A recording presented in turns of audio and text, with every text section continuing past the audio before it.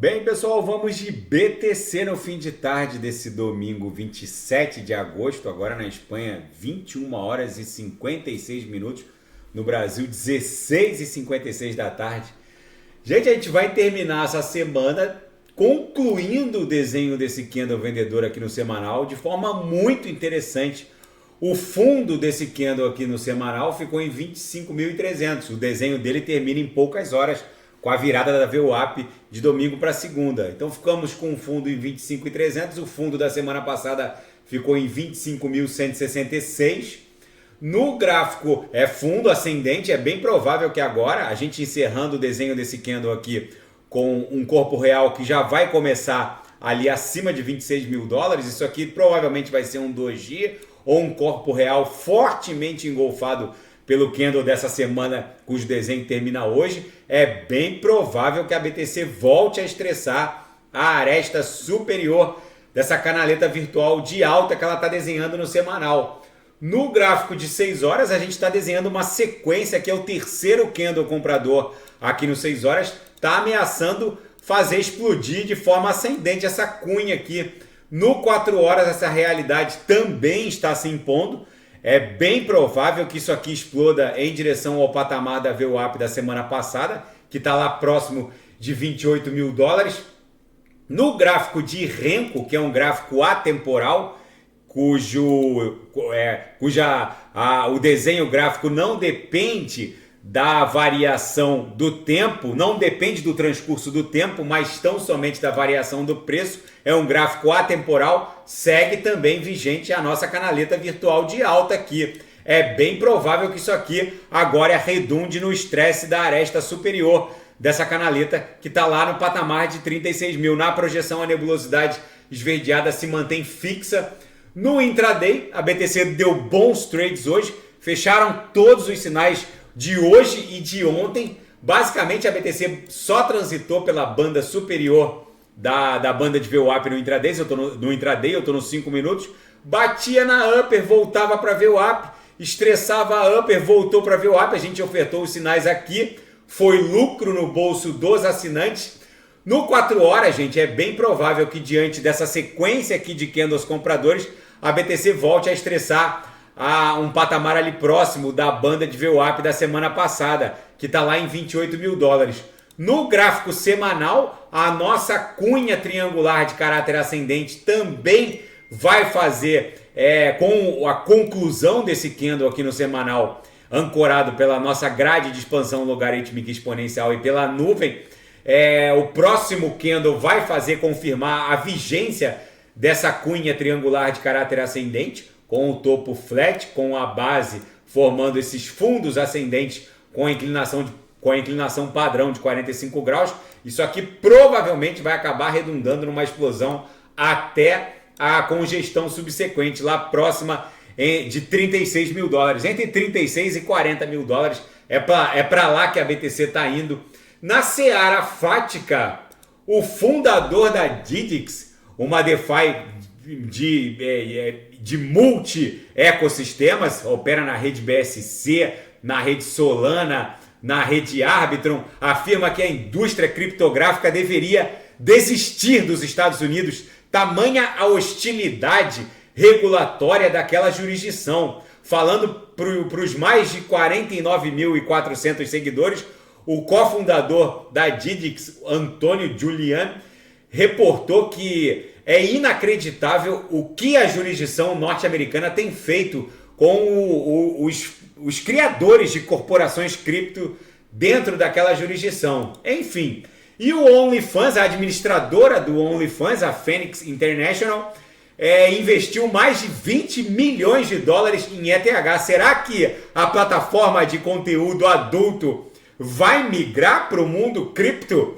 Enfim, é bem provável que grandes expoentes, grandes redes sociais da Web 2 migrem para a Web 3 diante desse cerco que principalmente os estados, os grandes, principalmente estados totalitários, quanto maior um estado soberano, como os Estados Unidos ou a China, maior o nível de controle sobre os seus súditos. essa polarização política que os Estados Unidos estão vivendo não é exclusividade dos Estados Unidos, o próprio Brasil vive isso, está encontrando uma grande repressão estatal sobre as redes sociais.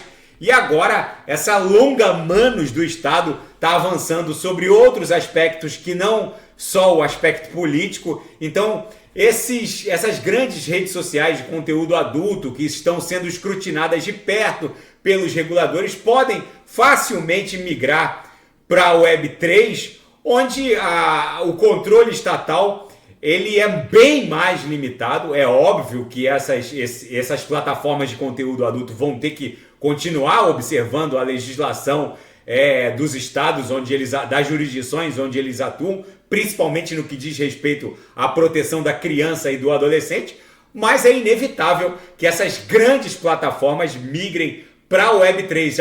As principais redes sociais, diante também da mega polarização política que o Ocidente está vivendo, isso não é exclusividade do Brasil ou dos Estados Unidos, na Europa também a polarização política é brutal, mas a tendência é que as grandes redes sociais acabem migrando para a Web3. E a ousada jogada de Oman em direção à criação de uma infraestrutura de mineração de Bitcoin, a Sua Excelência, o Sheikh Mansour bin Taleb, anunciou que o governo de Oman está investindo 1,1 bilhão de dólares na mineração de Bitcoin. Segundo esse membro da monarquia de Oman, após um estudo aprofundado, eles concluíram que a mineração de Bitcoin não viola a lei islâmica, não viola a legislação de Oman, e eles vão fazer uso do gás natural que seria queimado e desperdiçado e aumentando a emissão de CO2 para poder minerar Bitcoin. Isso é muito bom porque aumenta a liquidez na rede. E na seara geopolítica e finanças internacionais, os mercados se preparam para mais volatilidade diante das mensagens de caráter hawkish que o Jerome Powell acabou deixando no encontro de banqueiros centrais de Jackson Hole. É um encontro anual que acontece no estado do Wyoming, nos Estados Unidos, e ele deu a entender que o Fed pode aumentar a taxa básica de juros se as circunstâncias assim o exigirem. O problema é que vem eleições presidenciais nos Estados Unidos e a gente sabe que em época de eleição, normalmente o Fed ele promove um quantitative easy, não um quantitative tightening ou uma política macroeconômica de caráter ultra hawkish. Inclusive, eles já deveriam estar afrouxando essa política de extremo aperto monetário que eles estão promovendo. É bem provável que a gente esteja perto disso.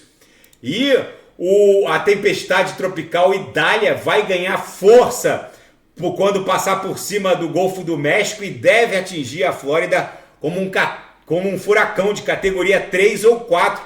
Eu estava olhando no Wind aqui, eu tenho uma irmã que mora na Flórida, esse Idália aqui deve fazer uma trajetória que vai passar por cima do Golfo do México e atingir a Flórida como um furacão de categoria 3 ou 4. Mas eu estava vendo aqui, tem uma ameaça que vem pelo lado direito também, que está ganhando força, mas não tá reportada aqui nessa matéria, e parece bem mais ameaçadora do que o Idália, que está vindo pela esquerda. Enfim, vamos ver se a Flórida, pela primeira vez, sofre um ataque duplo de 2 furacões.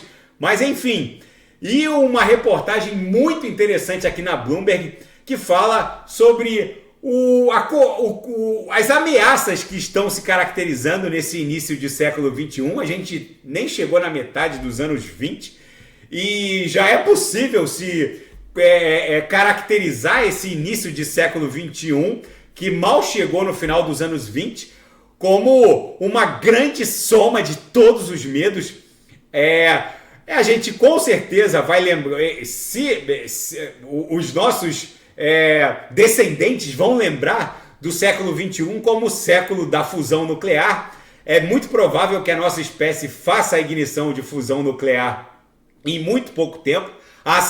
o advento da inteligência artificial, mas algo que os nossos descendentes não gostariam de se lembrar é de um ataque nuclear em pleno século XXI. Lembrando que se isso acontecer, um ataque com ogivas nucleares não vai ser igual ao que aconteceu em Hiroshima e Nagasaki, porque as armas nucleares, vamos colocar assim, evoluíram de forma absurda e com certeza seria um cenário apocalíptico. Viraram, por assim dizer, armas de dissuasão, porque a única garantia que existe é a de destruição mútua. Se uma das contrapartes que possuem essa tecnologia fizer uso, a única certeza é que a outra contraparte também o fará e a destruição mútua é a única garantia. O fato é que tratar armas nucleares como armas de dissuasão eu não uso, porque eu sei que se eu usar você também vai usar e todos nós estaremos mortos.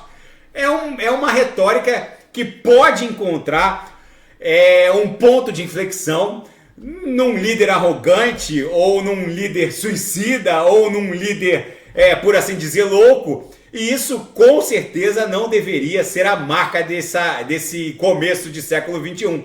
Mas o fato é que essa está sendo a marca justamente porque a guerra russo-ucraniana está fazendo a própria Europa e a América ponderar sobre as consequências de um eventual uso desse tipo de armamento. Está tudo acontecendo muito rapidamente. Outras nações que integram o outro lado da força, como a Coreia do Norte, por exemplo, já possuem essa tecnologia, estão evoluindo rapidamente num delivery até hipersônico dessas ogivas, e tudo isso vai fazer a humanidade escalar para uma nova corrida armamentista nuclear que talvez configure essa tal soma de todos os medos que está caracterizando esse início de século XXI, que mal chegou na metade dos anos 20 e já está nessa situação bizarra. E nesse cenário apocalíptico Mad Max, a BTC aqui no Diário segue também dando vigência ao que parece ser uma canaleta virtual de alta. É bem provável que a BTC não fique por mais tanto tempo longe do canal de Keltner. Já é o 10º candle totalmente afastado, com pavio, corpo real e tudo para baixo do canal. Isso aqui vai fatalmente redundar num retorno para dentro do canal, para buscar no mínimo a mediana do canal de Keltner, que está lá em 27.600, fazendo aqui uma confluência, um encontro com a MM200. Tá bom, pessoal? Se nada fugir do script, eu volto amanhã para analisar a própria BTC. Fiquem com Deus e quem quiser sugerir é só colocar nas mensagens abaixo. Até amanhã, grande abraço, fiquem com Deus.